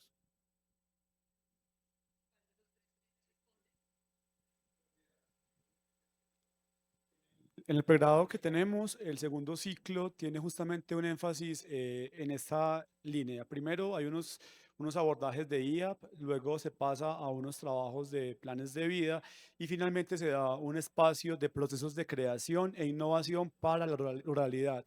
Ese espacio es muy importante porque permite que se den los elementos sobre creatividad como un componente curricular a la luz de el cual van a crear las propuestas con las cuales van a graduarse del pregrado. Entonces, ese espacio, si bien se fija como un componente del currículo y es un encuentro con un profesor que está muy ligado a todos los temas de experimentación, incluso ligado a asuntos de creación y también con innovación, da las bases para lo que ellos van a entregar a su comunidad. Entonces, para nosotros es un elemento fundamental y sin eso no se podría concebir lo que es el pregrado. De hecho, es un aprendizaje que tuvimos de la licenciatura en Pedagogía de la Madre Tierra, porque los estudiantes de esa licenciatura se graduaban con una propuesta para la comunidad en una de las áreas, fuera en salud, fuera en educación, fuera en cultura, y un poco aquí también pasó lo mismo. Entonces, no se gradúa sin una propuesta concreta para la comunidad. Lo que hacen los profes allí en ese espacio es, desde los conocimientos, enriquecer la propuesta y llevarla a feliz término. Entonces, es un elemento fundamental. Y esta semilla se cultiva desde el inicio. Por eso es que es cierto que esos ejes del pregrado nuestro de educación rural, salud comunitaria y todo lo que tiene que ver con gobernanza territorial, se plantean desde el inicio y se van sembrando semillas para que los estudiantes vayan identificando cuál va a ser su interés de devolución a la comunidad. Ya no para dar discusiones de cómo la entendemos, pero para decirte que es un componente fundamental, tanto en lo curricular como en las apuestas que tenemos de entrega de trabajos y de cierre del proceso formativo. Bueno, yo quisiera responderle desde el Comité de Cafeteros de la Universidad en el Campo. Es un elemento y un componente que sí o sí debe estar en todo proceso de formación. Digamos que la creatividad a nivel de empresa, pues debe estar siempre, ¿cierto? Si lo miramos desde empresa, porque debemos ser creativos para permanecer en el tiempo y además agregarle el elemento de innovación para que seamos escuela nueva siempre. Es complejo porque una escuela nueva siempre se está renovando y se está creando elementos y estrategias nuevas para permanecer. Pero con relación a la creatividad, nosotros dentro del proceso de formación tenemos un currículo que es base para todos los programas y ese currículo base contiene un componente que es creatividad. Esa creatividad lo desarrollan todos los jóvenes en todos los programas de formación que elijan. Ese currículo base está acompañado de creatividad, desarrollo rural, formulación de proyectos, gestión de negocios, que permite dar las bases para todos los programas. Nos sentamos con unas mesas productivas de diferentes sectores y definimos que eran competencias necesarias para que los jóvenes desarrollaran habilidades que son necesarias en todo proceso de formación. Culminadas ese currículo base, entra el currículo específico que es propio del programa de formación, ya lo específico de cada universidad. Entonces es un componente que está inmerso en todos los programas de formación, ya sean en sistemas, en tecnologías, en la parte agropecuaria, en el turismo, en lo ambiental, siempre está el componente para que los jóvenes desarrollen esas habilidades alrededor de la creatividad para el campo y para cualquier contexto en el que se enfrente. Bueno, sin olvidar un poco lo que les mencionaba en la presentación, nosotros miramos los dones y las habilidades de cada uno de los estudiantes y a partir de eso vamos a las comunidades y ellos inician un proceso de acompañamiento y apoyo a algunas necesidades que tienen las comunidades, ¿no?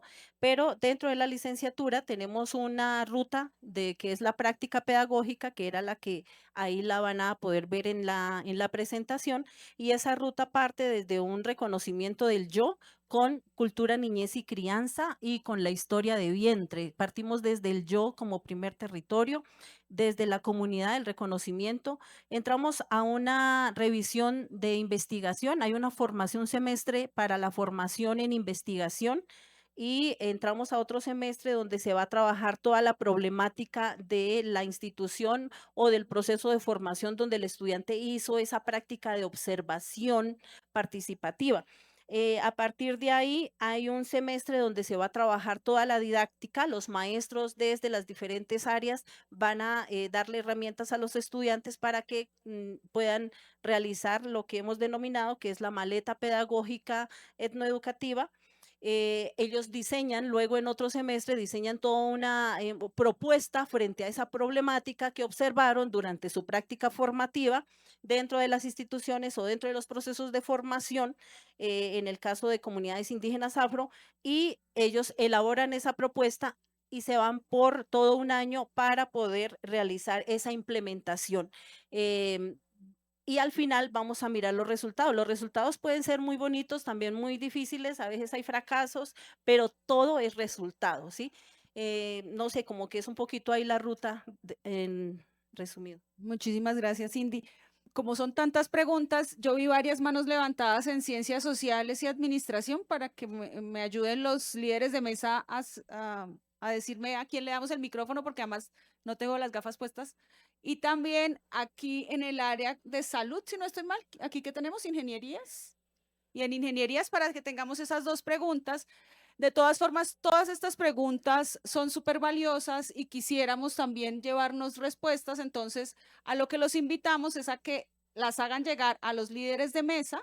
Aquí yo voy a aprovechar que tengo a los tres panelistas para que esas preguntas lleguen a ustedes y podamos enviar las respuestas también a las personas que las hacen. Entonces, estas dos preguntas ustedes nos dicen, profe Tati, me ayuda a seleccionar de las manos levantadas a una persona y también aquí en ingeniería a una persona, y las demás preguntas, insisto, por favor, se las entregamos a los líderes de la mesa, que son los líderes de las áreas de conocimiento en la mayoría de los casos, para que se las hagamos llegar a nuestros panelistas y podamos dar respuesta, porque también la idea es que esto quede en el documento. Hay muchas cosas que pueden estar quedando por allí sin abarcar y que sería bueno que las trajéramos acá, que quedaran esas conclusiones. Entonces, por favor, para que entreguemos el micrófono para la pregunta, por favor, concreta, para que uno o dos de aquí de los panelistas respondan.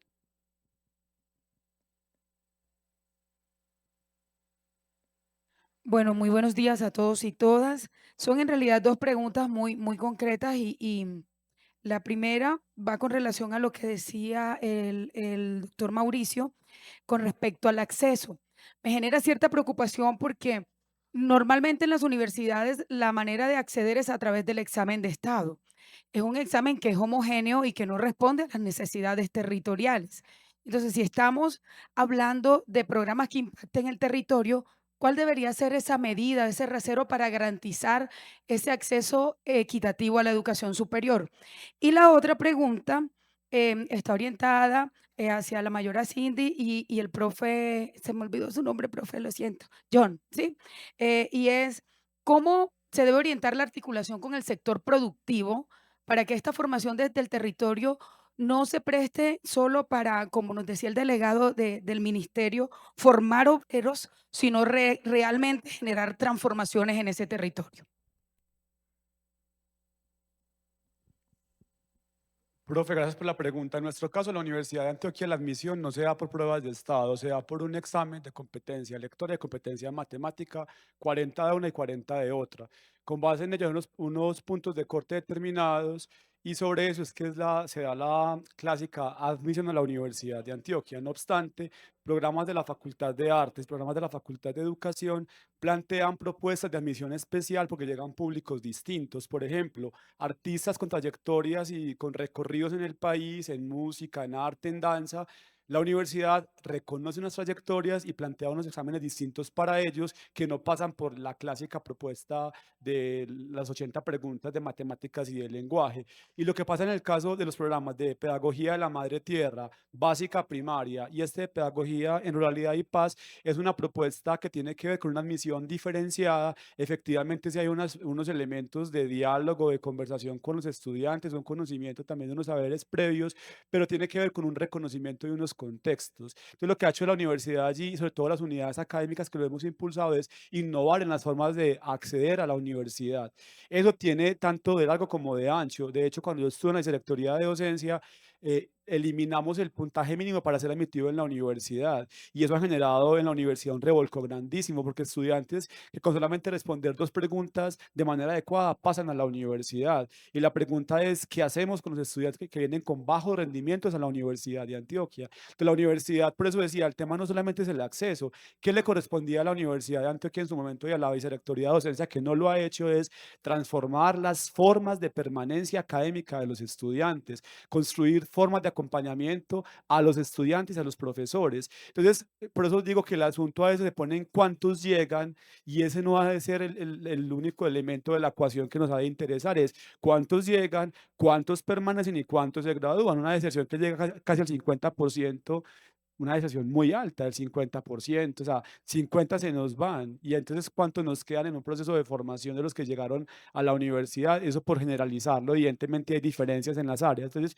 simplemente para precisarlo, ¿cómo medirlos a todos por el mismo rasero? Es lo que plantea este programa es justamente algo distinto. No podríamos pensar el acceso de estas comunidades campesinas o de los indígenas con el mismo rasero porque las problemáticas y las formaciones son otras. Entonces aquí lo que estamos planteando es configuremos formas de admisión que sean rigurosas, que sean cuidadosas, pero que atiendan a las particularidades de los contextos, asunto por el que estamos aquí conversando en esta mañana. Bueno, yo quiero agregar una cosita a lo que él dice desde la Universidad del Cauca, compañera. Dentro de la licenciatura en etnoeducación se recibe como requisito la prueba IGES, pero no se tiene en cuenta el puntaje.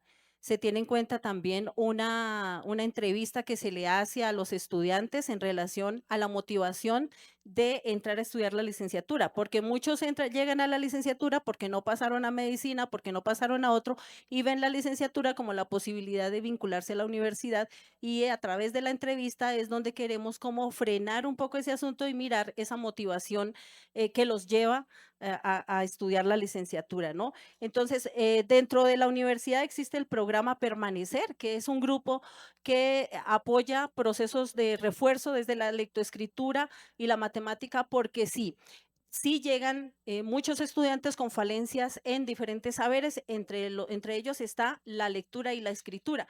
El programa Permanecer los acoge, los aborda y comienza a generar procesos de refuerzo de lectoescritura, ¿no? Eso como para poder decir que la universidad sí también permite cómo vamos a acompañar a esos estudiantes.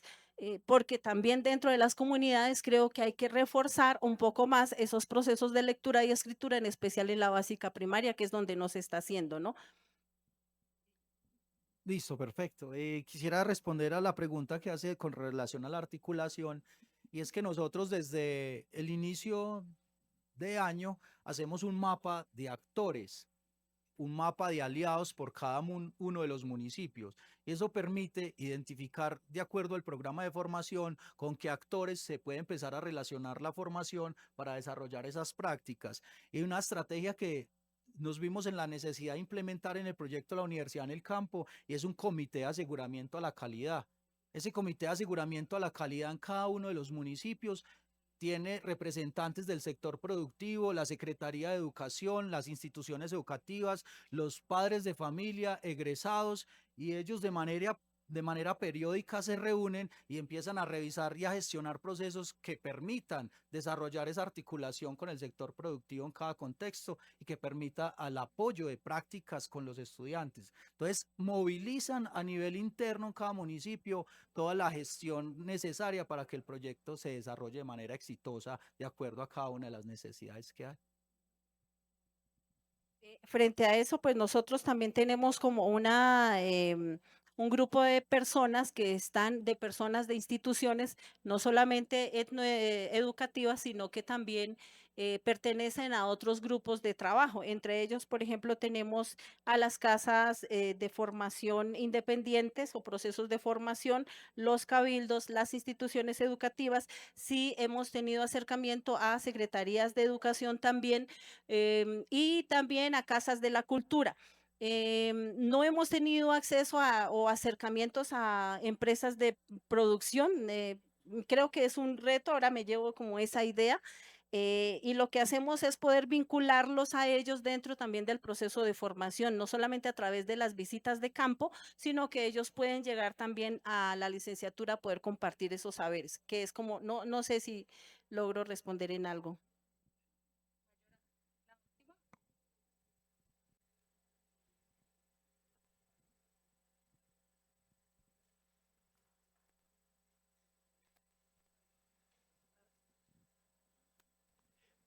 Muchas gracias y muy buen día para todas, para todos. Alejandra, felicitaciones por este espacio. De verdad que creo que la UIS está haciendo un esfuerzo gigantesco con el Ministerio de Educación. Y mi pregunta la voy a orientar más incluso al propio ministerio, teniendo en cuenta nuestros 4 panelistas. Celebro muchísimo la experiencia de la Universidad del Campo, de lo que nos comentas del Cauca, lo que nos dices tú de la Universidad de Antioquia, porque esto refleja una necesidad que tenemos. Y escuchándolos muy atentamente me queda el interrogante, ¿cómo vamos a lograr que el Ministerio de Educación podamos nosotros articular realmente con MinCiencias, con MinAmbiente, con todos los ministerios? Porque uno ve una desarticulación total, y lo puedo decir desde el COMNIA, que hemos tenido un trabajo fuerte en diferentes actividades. Y uno dice, los recursos de investigación, encontrando proyectos tan interesantes como los que hoy ustedes nos han mostrado, ¿por qué no los apoyamos? ¿Y por qué los recursos de investigación se quedan en algunos proyectos, en algunas universidades, y no escalan a otras que también lo están necesitando? ¿Y por qué cómo vamos a generar esos apoyos? ¿Cómo vamos a lograr que realmente la articulación de la empresa, el Estado y la academia sea una realidad? Porque seguimos haciendo proyectos de investigación a espaldas de la empresa. Porque seguimos viendo que nuestros docentes alcanzan un doctorado y después en las universidades no sabemos ni qué hacer con los doctorados, porque hay una gran tarea que pueden desarrollar, pero hay que verlo desde la investigación y desde la empresa. Entonces creo que al ministerio hoy, ayudándole, compartiendo, y todos los actores que hoy estamos aquí reunidos, creo que nos asiste esa responsabilidad de articular, de ver cómo desde la academia, con todos estos proyectos exitosos, porque ustedes nos lo reflejan, hay docentes muy comprometidos. Entonces, ¿cómo vamos a realmente llegar con soluciones ciertas a las regiones?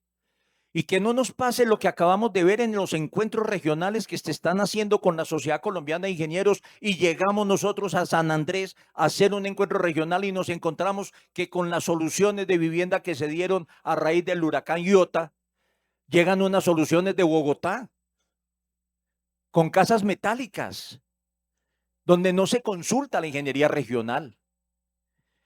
Que vemos que en La Guajira hay 14 proyectos eólicos y se abandonan porque no hay licencias ambientales y porque no hay solución a unos problemas regionales. ¿cómo los vamos a trabajar? ¿Y cómo estamos viendo que en el Chocó, entonces la interconexión oceánica la estamos haciendo con diseños de la ANI en Bogotá? ¿Cómo vamos a llegar a las regiones con soluciones reales? ¿Y dónde están los proyectos reales de la academia trabajando de la mano con todas las entidades? Creo que nos asiste una gran obligación y gracias a ustedes los panelistas por poner este tema. Gracias a la UIS por hacer esta coordinación que nos invita a reflexionar y que no se nos quede en un excelente panel como el que hemos visto, un buen conversatorio, sino cómo vamos a apoyar al Ministerio de Educación en la consolidación de todas estas actividades y cómo vamos a llegar realmente con soluciones regionales con problemas que tenemos, pero que no pueden salir de Bogotá las soluciones. Que hay gente que diseña y no conoce ni la región. Y que cuando llegan a los sitios se estrellan con la realidad y ahí estamos teniendo una gran diferencia para la ingeniería, para las profesiones, para todas las profesiones, donde los técnicos y tecnólogos tienen que jugar un papel muy importante. Y lo dijiste tú muy claramente, no se pueden quedar en medio solamente de pensar que los ingenieros o los profesionales tengamos la solución. Aquí jugamos todos. Entonces yo quiero aportar este interrogante. Cada uno de nosotros y en estas mesas que estamos hoy sentados, ¿cómo vamos a aportar para que nosotros veamos realidades y no sigamos viendo ese sesgo? Yo le diría incluso a CONACES y decirles, miren, no se preocupen porque los doctores y las universidades tengan que tener muchos doctores para tener un registro calificado o tener una acreditación de alta calidad. Pasemos esos doctores a que realmente desarrollen proyectos ciertos de la mano con las empresas y que entendamos que hay que caracterizar las regiones, porque las profesiones no pueden ser las mismas para todo el territorio, son distintas.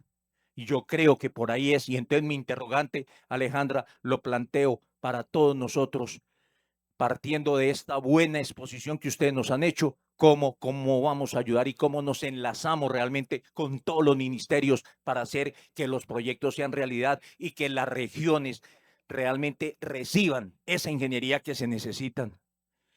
Entonces es eso, escuchando nuestra secretaria de Aguas e Infraestructura allá en Guajira nos decía, es una niña de la UIS, es una niña de Santander y está siendo secretaria allá y nos decía, llego y encuentro soluciones de diseños de plantas desalinizadoras por ósmosis inversa y cuando van a mirar ni sabían qué era eso. Y llegan a las regiones y en la región se vuelven insostenibles porque son soluciones que se pensaron, pero no para la región como tenía que solucionar. Muchas gracias a todos. Gracias por el espacio. Muchísimas gracias. Yo creo que esa es la gran pregunta también, porque ha aparecido en todos los años, en todas las conversaciones, en todos los encuentros que hemos tenido, esa necesidad de articulación y en cómo lo vamos a lograr. Yo creo que en el panel no tenemos la respuesta y creo que más bien podemos salir al refrigerio a conversar, porque gran parte de lo que menciona el ingeniero también está en los retos que tenemos para los talleres que vamos a trabajar en la tarde. Entonces, con esa gran pregunta, porque lo veo así, muchísimas gracias por esa intervención, porque ha surgido, yo creo que los de ciencias también lo han jalonado mucho, el profe puede de pronto conversarnos un poquito de eso. Ha surgido en las conversaciones esa necesidad y creo que, insisto, somos nosotros los que debemos presionar desde nuestro rol a que esa articulación se dé porque es necesaria para que realmente transformemos el país y esos buenos deseos que dejamos plasmados en los proyectos educativos de los programas como resultados de aprendizaje, de verdad los materialicemos y en las misiones de nuestras instituciones. Podemos materializarlos si a nivel país se da esa articulación. Entonces,